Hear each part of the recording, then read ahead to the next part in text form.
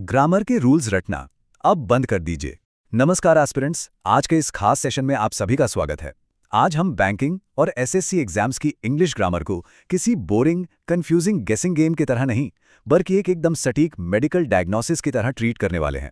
सोचिए, जैसे एक डॉक्टर हड्डी टूटने पर एक्सरे देखकर तुरंत सही जगह पकड़ लेता है ना, बस वैसे ही आज हम ग्रामर के सेंटेंसेस का एक्सरे करना सीखेंगे। तो चलिए, बिना किसी देरी के शुरू करते हैं। तो इस सबसे अहम सलाह को अपने दिमाग में बैठा लीजिए, stop memorising grammar rules. Seriously, rules रटना बंद कीजिए। होता क्या है ना, जब एग्जाम हॉल में घड़ी टिक टिक करती है और प्रेशर बढ़ता है, तो ये रटी रटाई चीजें सबसे पहले धोखा देती हैं। एग्जामिनर्स बहुत चालाक होते हैं। वो जानबूझकर ऐसे सवाल सेट करते हैं जो आंखों को कुछ और दिखते हैं, लेकिन असल में कुछ और होते हैं। इसलिए हमें इन विजुअल इल्यूजन्स को काट कर अपना एक्सरे विजन ऑन करना होगा। अब हम ग्रामर के उस हिस्से में एंटर कर रहे हैं जिसे हम डायग्नोस्टिक मडी वाटर्स या धुंधला पानी कह सकते हैं। रटने से बहुत बेहतर है ग्रामर का लॉजिक समझना। इस एरिया में चीजें जैसी दिखती हैं वैसा बिल्कुल बर्ताव नहीं करती और एग्जामिनर्स इसी धुंधलेपन का पूरा फायदा उठाते हैं। तो आइए इस धुंध को हमेशा के लिए साफ करते हैं। एक पल के लिए पॉज कीजिए और स्क्रीन पर इस सेंटेंस को ध्यान से देखिए। Mathematics are a difficult subject.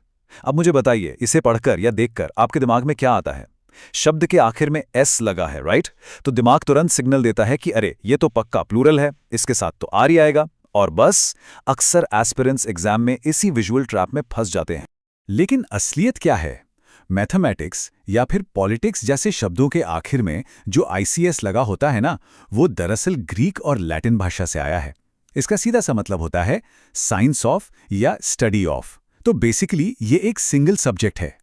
अब इसे ऐसे समझिए, अगर किसी इंसान का नाम शेर सिंह है तो इसका मतलब ये थोड़ी है कि वो सच में दहाड़ता होगा। बिल्कुल नहीं ना। इसलिए मैथमेटिक्स के साथ हमेशा सिंगुलर वर्ब इज आएगा, आर नहीं। इसी से जुड़ा एक और बहुत ही कॉमन विजुअल इल्यूजन है अनकाउंटेबल नाउन्स का। इसे एक पानी के ग्लास की तरह इमेजिन कीजिए। क्या आप पानी को ऐसे गिन सकते हैं? एक पानी, दो पानी? नहीं ना। वैसे ही लगेज, फर्नीचर, पोइट्री या सीनरी जैसी चीजें एब्स्ट्रैक्ट कैटेगरीज हैं। एग्जाम्स में अगर आप लगेजेस या पोइट्रीज लिखा देखते हैं तो वो एक बहुत बड़ा ब्लंडर है, एक स्ट्रिक्ट एरर है। अगर आपको इन्हें गिनना ही है तो आप पोएम्स या बैग्स कह सकते हैं, लेकिन पोइट्रीज या लगेजेस कभी नहीं। ऑलराइट, अब क्वांटिफायर ट्रैप को डीकोड करते हैं और देखते हैं कि कैसे ये क्वांटिफायर्स हमारे दिमाग के साथ एक जबरदस्त इल्यूजन क्रिएट करते हैं।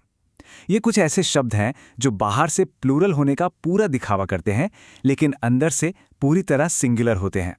फिर से एक पॉज लीजिए और थोड़ा सोचिए। मोर देन वन स्टूडेंट, इसके आगे आप क्या लगाएंगे, इज या आर? हमारा आम लॉजिक तुरंत कहता है कि भाई एक से ज्यादा की बात हो रही है तो जाहिर सी बात है कि ये प्लूरल होना चाहिए। लेकिन यहीं पर इंग्लिश ग्रामर के रूल्स पूरी तरह से काउंटर इंट्यूटिव हो जाते हैं। तो असली कैच क्या है? बात यह है कि इसका ग्रामेटिकल स्ट्रक्चर पूरी तरह से उस सिंगुलर वर्ड वन पर टिका होता है। सेंटेंसेस वन को एक एंकर की तरह इस्तेमाल करता है और इसी वजह से नाउन और वर्ब दोनों को ही सिंगुलर फॉर्म में रहना पड़ता है ना? ये एक आई ओपनर रूल। तो सही जवाब होगा more than one student is, are कभी नहीं। चलिए अब अपना फोकस शिफ्ट करते हैं ग्रामर के उस इंटरेस्टिंग हिस्से पर जहां सबसे ज्यादा शिष्टाचार और डीएनए का खेल होता है, प्रोनाउन एटिकेट और वीआईपी। देखिए, प्रोनाउन सिर्फ आम शब्द नहीं है, उनके अंदर ना विक्टोरियन एरा के मैनर्स और एक खास तरह का वीआईपी डीएनए छिपा होता है। आइए देखते हैं कैसे। ईच और एवरी, ये दोनों दिखने में बिल्कुल जुड़वा भाई लगते हैं, लेकिन अंदर से ये कितने अलग हैं, इससे समझना एक सीरियस एस्पिरेंट के लिए बहुत जरूरी है। ईच का डीएनए ऐसा है कि वो एक प्रोनाउन भी है और एडजेक्टिव भी, लेकिन एवरी वो सिर्फ और सिर्फ एक एडजेक्टिव है। इसका सीधा सा मतलब यह है कि एवरी बेचारा अकेले कभी खड़ा नहीं हो सकता, उसे हमेशा सपोर्ट के लिए एक नाउन का साथ चाहिए ही चाहिए। इसलिए एवरी ऑफ माई स्टूडेंट्स वाला स्ट्रक्चर पूरी तरह से ग्रामेटिकली कोलैप्स कर जाता है। यही वो छोटे छोटे फर्क हैं जो एक टॉपर को बाकियों से अलग करते हैं। अब ग्रामर के अंदर छिपे हुए इन मैनर्स को समझना सच में बहुत दिलचस्प है। मान लीजिए कोई अच्छी बात हुई है, कोई अचीवमेंट है, तो विक्टोरियन शिष्टाचार क्या कहता है?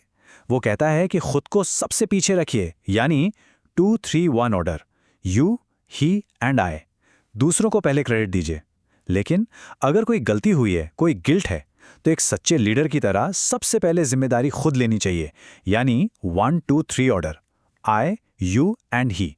सिंपल है, अच्छे काम में पीछे और गलती होने पर सीना तानकर सबसे आगे। अब बात करते हैं ग्रामर के कुछ वीआईपी शब्दों की। ये कुछ ऐसे खास शब्द हैं जो सेंटेंस में अपना एक अलग ही वीआईपी पास लेकर चलते हैं, जैसे all, any, the only, the same या फिर सुपरलेटिव्स। जब ये शब्द सेंटेंस में एंट्री मारते हैं ना, तो ग्रामर का आम नियम साइड हो जाता है। ये शब्द हु और विच को पूरी तरह से रिजेक्ट कर देते हैं। फिर चाहे बात किसी इंसान की हो रही हो या किसी जानवर की, इन्हें सिर्फ एक ही चीज चाहिए, और वो है दैट।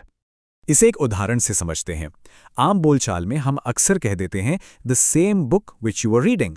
सुनने में एकदम परफेक्ट लगता है, राइट? लेकिन दिस सेम एक रिस्ट्रिक्टिव और बहुत ही ज्यादा स्पेसिफिक वर्ड है। इतनी हाई लेवल की स्पेसिफिसिटी को सिर्फ दैट ही ग्रामेटिकली हैंडल कर सकता है। तो आपका सही और एक्यूरेट जवाब होगा the same book that you are reading. Okay, अब हम उस खतरनाक गैप की बात करेंगे जहां एस्पिरेंट्स सबसे ज्यादा नेगेटिव मार्किंग का शिकार होते हैं। स्पोकन इंग्लिश और रिटन एग्जाम्स के सख्त रूल्स के बीच का अंतर। सच बता रहा हूं, सिर्फ अपनी स्पोकन इंग्लिश के भरोसे एग्जाम क्लियर करने की सोचना एक बहुत बड़ी भूल साबित हो सकती है। अब आते हैं सुपरफ्लुअस एरर्स पर। इसका सिंपल सा मतलब है आवश्यकता से अधिक बोलना या लिखना, ऐसे वर्ड्स यूज करना जिनका वहां कोई ग्रामेटिकल पर्पस ही नहीं है। इमेजिन कीजिए, एक बहुत अच्छी फोटो है और आपने उस पर दो बार सेम फिल्टर लगा दिया। फोटो पूरी तरह खराब हो जाएगी ना? बिल्कुल वैसे ही रिकॉर्ड हमेशा पास्ट का ही होता है, तो उसके आगे प्रीवियस रिकॉर्ड बोलना एकदम फालतू है। इसी तरह बोथ के साथ नॉट लगाना एक अजीब सा कंफ्यूजन पैदा करता है। बोथ हमेशा पॉजिटिव सेंस में आता है। अगर आपको नेगेटिव बात करनी ही है तो नाइदर नॉर का डेडिकेटेड पेयर यूज कीजिए। ये वाला एक क्लासिक ट्रैप है जिसे हम सब बचपन से सुनते आ रहे हैं। अगर कोई बहुत फॉर्मली इंग्लिश टीचर बोलता है तो ग्रामर के कंपाउंड नाउन्स के रूल्स के हिसाब से पता इसका क्या मतलब होता है? इसका मतलब होता है इंग्लैंड से आया हुआ कोई टीचर, यानी ये उसकी नेशनैलिटी बता रहा है। सही और सटीक फ्रेज होता है टीचर ऑफ इंग्लिश। एग्जामिनर बहुत स्मार्ट है, वो जानबूझकर आपके पेपर में ऐसे आम बोलचाल वाले गलत फ्रेजेस डालते हैं ताकि आप गलती करें। चलिए अब थोड़ा गियर शिफ्ट करते हैं और टॉप टियर एडवांस स्ट्रक्चर्स की तरफ बढ़ते हैं। एडवांस्ड रूल्स और इन्वर्जन।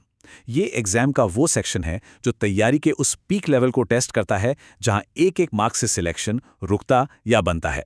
आइए इन कॉम्प्लेक्स लगने वाले रूल्स को एकदम आसान भाषा में डिकोड करते हैं। बात करते हैं यूनिट स्ट्रक्चर की। नंबर, उसके बाद यूनिट और फिर नाउन। जब भी ये स्ट्रक्चर बनता है ना, तो जो बीच की यूनिट होती है वो असल में एक एडजेक्टिव का काम करने लगती है। और इंग्लिश ग्रामर का एक अटल नियम अपने दिमाग में छाप लीजिए, एडजेक्टिव्स का कभी प्लूरल नहीं बनता। जैसे अगर आप कहते हैं ए 10 इंच स्नेक या अ 500 रुपी नोट, यहां आप इंचेस या रुपीज नहीं कह सकते, क्योंकि ये शब्द उस सांप या उस नोट की विशेषता बता रहे हैं, और विशेषता हमेशा सिंगुलर रहती है। अब आते हैं ग्रामर के एक बहुत ही ड्रामेटिक रूल पर, लॉ ऑफ इन्वर्जन। नॉर्मली हम हेल्पिंग वर्ब को सब्जेक्ट से पहले तब रखते हैं जब हमें कोई सवाल पूछना हो, है ना? लेकिन जब कोई नॉर्मल सेंटेंस नीदर, हार्डली या नेवर जैसे नेगेटिव एडवर्ब से शुरू होता है, तब भी इस स्ट्रक्चर को पलट दिया जाता है। ये बिल्कुल किसी मूवी में स्लो मोशन इस्तेमाल करने जैसा है, ताकि बात पर एक भारी ड्रामेटिक प्रभाव पड़े, एक एम्फेसिस आए।